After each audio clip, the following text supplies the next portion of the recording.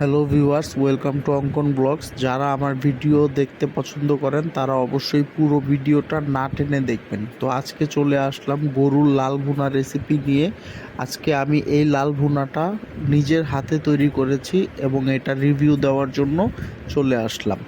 তো অবশ্যই আপনারা লাইক, কমেন্ট এবং সাবস্ক্রাইব করে পাশে থাকবেন। আমার গরুর লাল ভুনা রেসিপিটা যদি আপনাদের প্রয়োজন হয় তাহলে আপনারা নেক্সট ভিডিওর জন্য অপেক্ষা করুন এবং আমার ভিডিও দেখতে থাকুন। আজকের রান্নাটা খুবই অসাধারণ হয়েছিল, কারণ এটা আমি খুবই ইউনিক একটা স্টাইলে করেছিলাম। আপনিও চাইলে এরকম লাল ভুনা খুব সহজে বাড়িতে তৈরি করতে পারেন।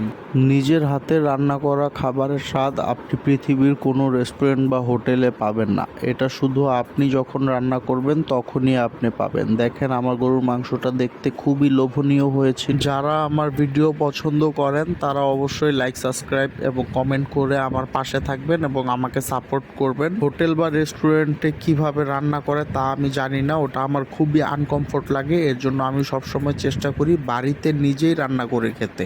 তো অবশ্যই ভালো লাগলে লাইক করে যাবেন।